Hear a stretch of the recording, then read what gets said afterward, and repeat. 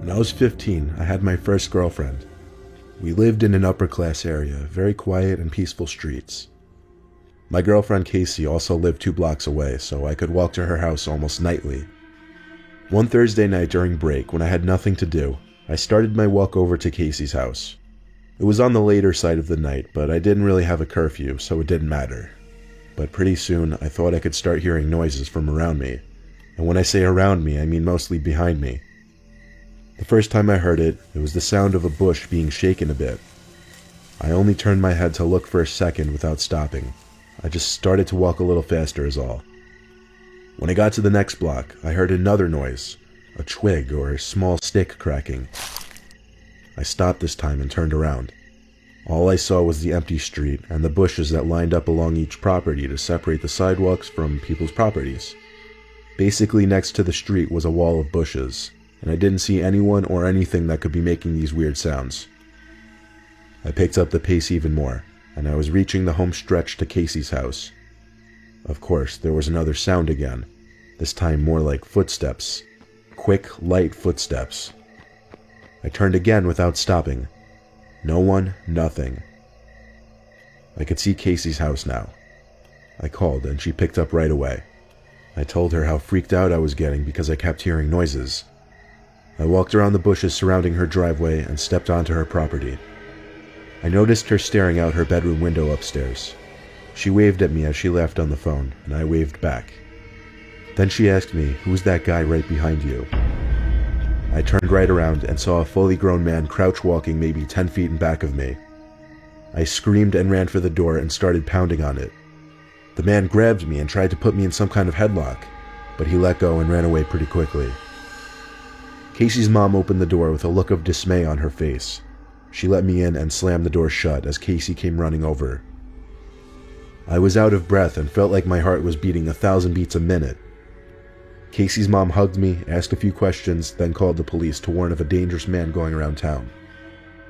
Casey's mom let me stay over that night for obvious reasons, and she drove me home the next day.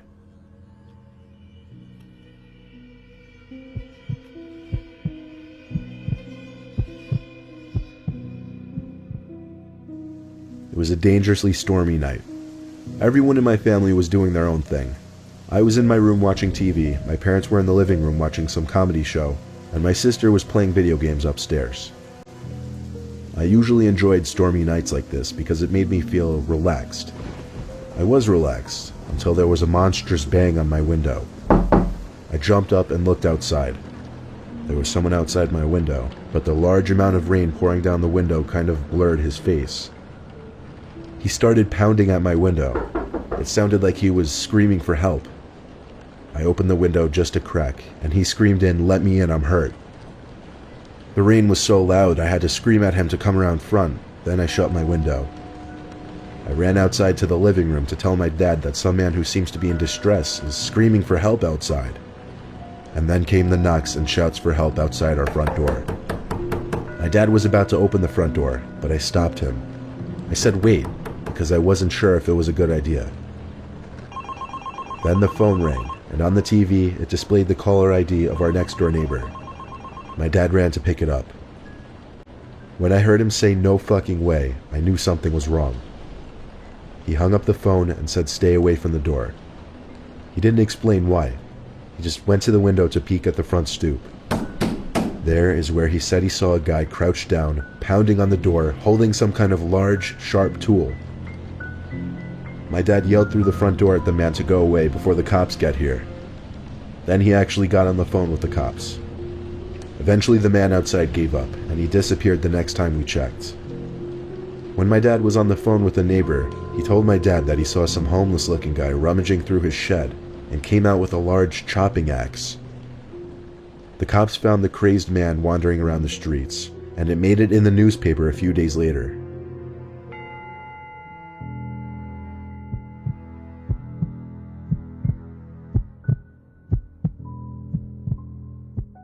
One night when I was a really young kid, I was in the living room watching my favorite cartoon. I had the TV pretty loud, but I thought I could hear my mom calling my name from downstairs. I called back, "What?" She didn't answer, so I guess she couldn't hear me. I heard her call me again, so I went down to the basement. The lights were off, so halfway down I called for my mom. She didn't answer. I didn't know where she could be calling me from, but one thing was for certain though, she wasn't in the basement. I started going back up the stairs, but before I even got to the top stair, I heard my mom's voice again from down in the basement calling my name. I looked down into the pitch blackness. I ran back up to the top step, turned on the lights, and walked halfway back down, peeking into the basement. I didn't see my mom anywhere down there. Suddenly, I got a huge rush of horror. I ran up the stairs basically crying for my mom. She came rushing down the stairs from upstairs, and I cried to her that something was calling me from downstairs that sounded just like her. She swore to me that she hadn't been calling me. She went down to the basement to check and make me feel better, but I didn't feel better. I'm sure she didn't believe me. Why would she? I was a little kid. But I still know that I heard what I heard.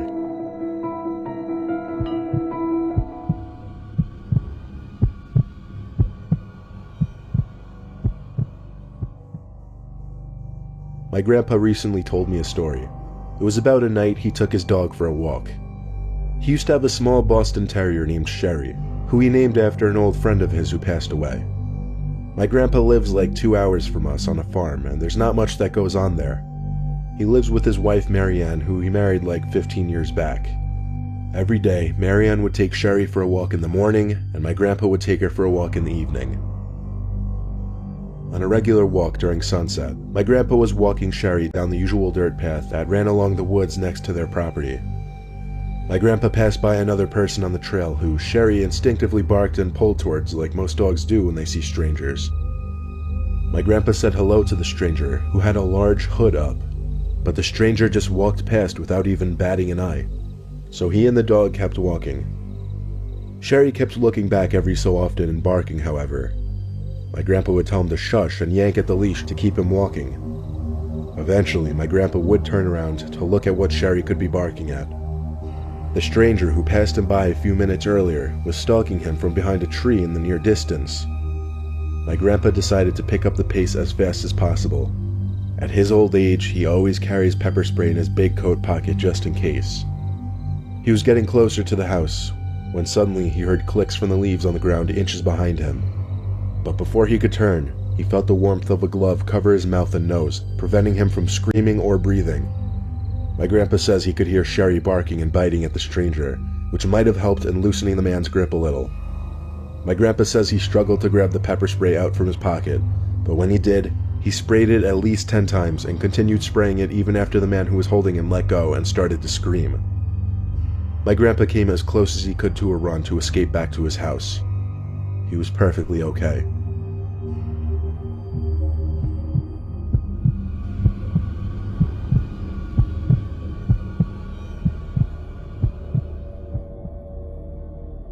I grew up in California for the first 14 years of my life. Our neighborhood wasn't the best, namely because it was an area that the Crips were known to reside in. If you don't know, the Crips are members of one of the biggest Los Angeles street gangs. My best friend, who I always called Stevie D, lived 2 doors down. We had other friends, of course, but we would often hang out just he and I. We'd usually ride our bikes together around town or play video games, just basic kid stuff. When we were 12, we were biking around the neighborhood one night and decided to visit a well-known abandoned house. It had been uninhabited for many years because no one would buy it for whatever reason. When we pulled up on our bikes to the front of the house, Stevie pointed to the window and said, "Look." I pushed my bike a little closer to the window and focused my vision on it. I could see someone peeking out the window. I couldn't tell if they were looking at us or not, but it was definitely a person's face sitting between the curtains. It was extremely strange considering the place had been unowned for years. We stared for longer than we should have, perhaps, and noticed something else that was strange. The person didn't move their face at all. We inched a little closer, onto the empty driveway actually. Upon getting closer, it appeared to be a Halloween decoration or something, like a fake head.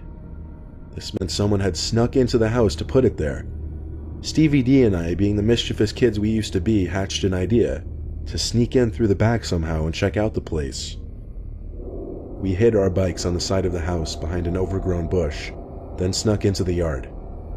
To our surprise, the back door was already unlocked, but when we came to think of it, it wasn't that surprising considering it seemed someone had already broken in to put that fake head there. We stepped into the house, but we didn't want to turn the lights on and expose the fact that we were in the house. It was dark in there, but not pitch black, so we could make our way through the house. We got to the living room first because we wanted to check out that fake head thing at the window. It smelled really bad in that room though. I picked up the head from the windowsill and immediately dropped it and screamed. I dropped it not because it was surprisingly heavy, but because it also felt like real skin. I saw a dark liquid pouring out from the bottom of the head that was now on the floor. It was blood. It was a real human head. There were 2 cracks in the ceiling above us. Stevie and I looked at each other with our mouths hanging open. We ran for the back door and got back on our bikes to get the hell out of there. Anyone in our immediate area learned pretty soon that the head belonged to a victim of the Crips, who apparently placed the head there as some kind of message. I don't think anyone knew the full story, but there was a good chance whoever placed that head there was still in the house, because Stevie and I both heard cracks in the ceiling above us, as if someone was coming downstairs.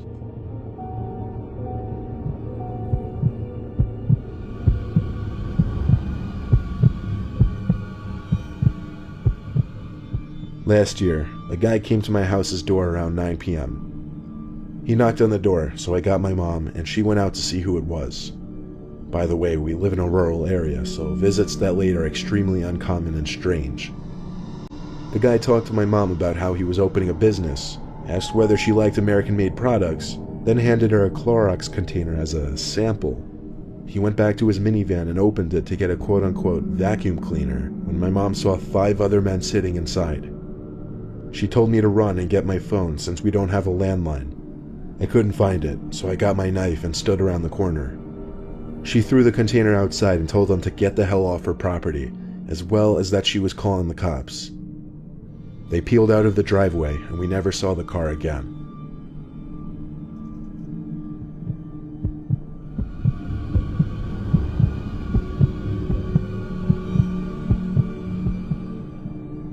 I've always been an extreme sports person ever since I was little. Mountain climbing, parasailing, scuba diving, though I've always been an avid skier. I'd go upstate skiing at least 10 times a season, sometimes with friends, sometimes alone. My friend, who I'll call Q, agreed to come upstate and go camping with me so we could do some backcountry skiing, which is basically skiing in the backcountry on unmarked or unpatrolled areas outside of a ski resort's boundaries. It was a 3-hour drive, then a decent amount of off-roading to get to where the hills were. I parked my truck at the bottom of a decent-looking area full of hills, but I also stopped there because I couldn't really drive out much further given that there were too many trees. Q and I then proceeded to unload the back of my truck of all our stuff, including ski gear and camping equipment. Then we hiked about a quarter mile, which was an incredible amount of work with all the stuff we were carrying. We found a perfect place to set up camp, right near the bottom of an uphill, and in a bit of a clearing between the trees. Setting up the tent and unloading our sleeping bags and equipment and such was first priority. When all of that was done, we started our hike up the hill to scout the area. We did a decent amount of hiking, but we also got a lot of skiing in. At one point, Q and I lost each other while skiing down a bigger hill. I assumed I'd meet him at the bottom, or just find him eventually. I checked the walkie-talkie just to see if he'd answer, but he didn't, which meant he was probably still going downhill. At some point while I was walking with my skis at the bottom of the hill, I ran into someone, another skier. He sounded very friendly under a ski mask, asking me where the best hills are and if we were camping and such. He had his skis strapped to his orange backpack. I pointed to the hill I just skied down and also pointed in the direction we set up camp. He said he and his wife were trying to find a good place to set up camp near other people, and asked if I could lead him to my campsite. As much as I really didn't want to trek all the way back there, I felt I had to be a good Samaritan and help this man and his wife. I pulled out my walkie again and said into the speaker to Q that I was going back to the campsite for a bit. I started to lead the man who was behind me, when suddenly I started getting some static from another end on the walkie. It seemed someone, probably Q, was trying to talk to me, but the connection was shit. Nothing I could do about that except for come back to this hill afterwards. It took a decent amount of hiking and small talk with the man before we reached the campsite. I turned around to him and smiled under my ski mask, which I realized instantly was pointless. He sounded very thankful for he and his wife. Then I finally asked him, "Where is your wife?" He didn't answer. He started to walk closer to me. At first I thought nothing of it, but for some reason, something about his skis and backpack just struck me. They belonged to Q. For a split second I thought, is this Q? Is he pranking me? But it wasn't possible. The voice was too different from Q. The man was a few mere feet away from me at this point, and he was picking up the pace to a more intimidating approach. I panicked and jumped into the tent to dig for my flare gun in my bag. The man grabbed my leg, which was sticking out from the tent, and then I felt a sharp, intense tingle in my leg, like a severe electric shock, followed by a burning heat feeling. I screamed in pain as I just managed to pull out the flare gun, push aside the door to the vent, and aim it at the man. He immediately backed up with his hands in the air, and that's when I noticed the knife dug deep into my leg. I ordered the man to tell me where my friend was. He answered quickly, saying near the bottom of the hill he found me at. I told the man to stand still while I called 911 to request an immediate rescue. But the man took off quite easily while I was on the phone. There wasn't much I could do with one single flare gun shot. I felt like I was waiting there in the cold with my bleeding leg forever, until finally the reassuring sound of a rescue helicopter swooped overhead, and I shot my flare gun. I cannot believe I was actually picked up by a helicopter, in which I helped locate my friend laying in the snow in the middle of the hill. He was unconscious, and he had also been stabbed twice in the leg, then robbed. He tried talking to me through the walkie-talkie while he was losing consciousness, but the connection was bad. We both went to the hospital, but we're fine today.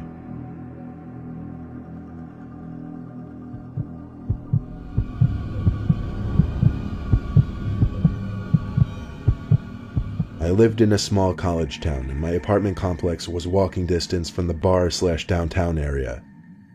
One weekday night, I stepped out on our front porch to smoke a cigarette or two. I was up late studying.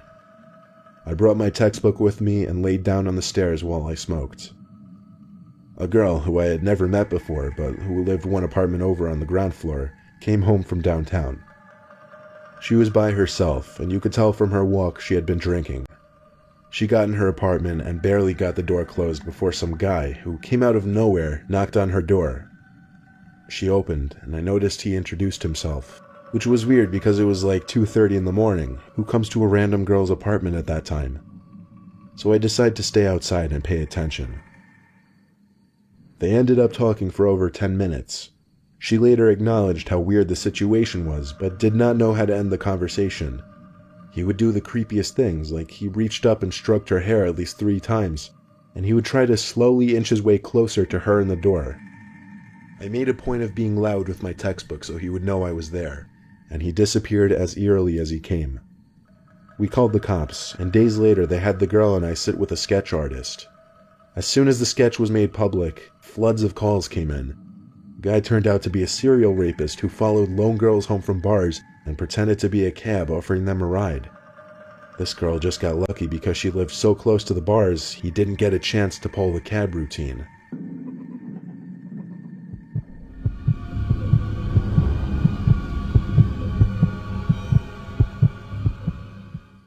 I've only used Craigslist once in my life, and the one time I used it, I got a very sour taste in my mouth.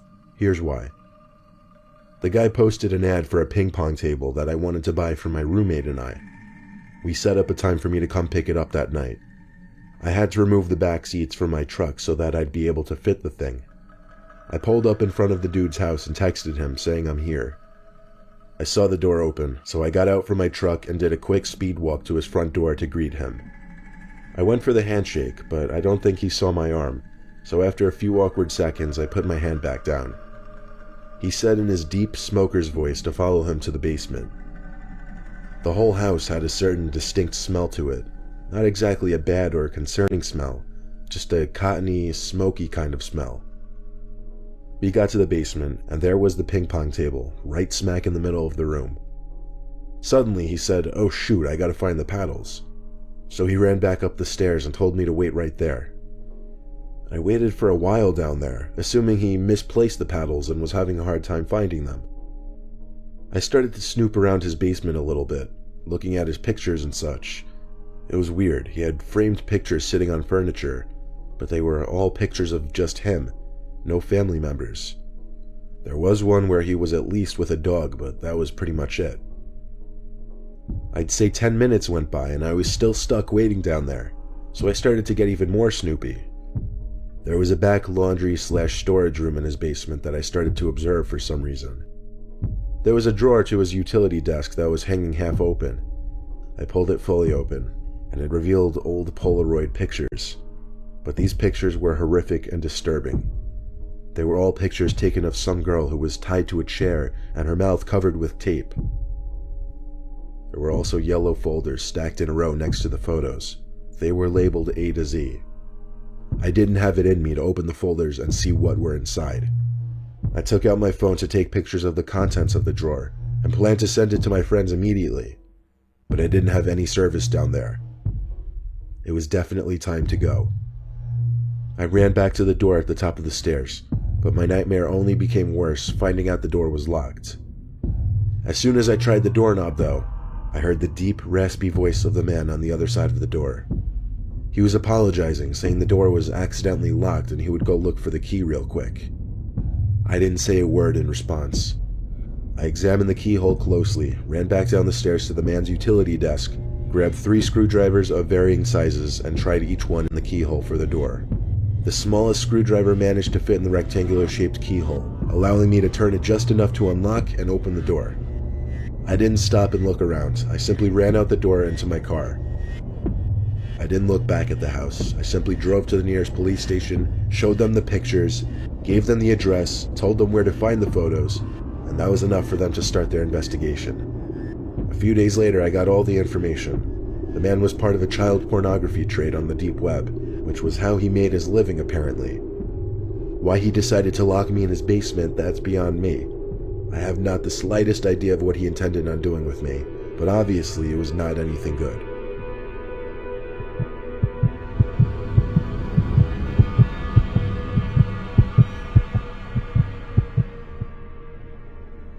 I used to babysit in my teenage years. When I was 14, I babysat for a 6-year-old boy named Cody once. His parents left me with few instructions other than to order a pizza for dinner and not let him go in their room. They also left me with an interesting comment, that Cody tends to act different than other kids and that he'll talk to himself or his imaginary friend, especially when he played with his toys. So, it was midday, pouring outside. I was watching some old Wipeout show that used to be on TV in the early 2000s. Cody was on the floor playing with his toys that were scattered across the living room. Cody kept using the name Agnes. He would act like he was playing with another kid who was sitting in front of him. One of his toys that were sitting across the room from him activated out of nowhere. I only found it weird because the toy was one of those little cube-like things with the crank where you pull it down and some simulated moving racing background came up on the screen. It was the kind of toy that would take effort to activate, and there it was, activated all by itself. I asked Cody how that was possible. He looked at me and said, "Agnes is playing with it." I have to admit, it was a little disturbing hearing him say that.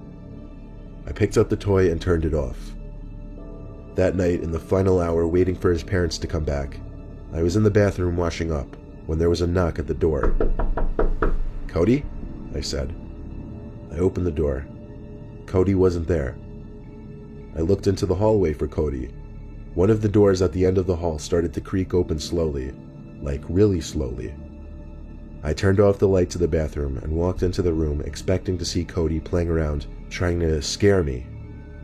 Instead, Cody was sitting on the bed in the far corner of the room, looking at me. I asked him who just pushed open the door. "Agnes," he said. Now truly freaked out, I went to pick Cody up off the bed and brought him to the living room, where I spent the rest of my shift until his parents came back.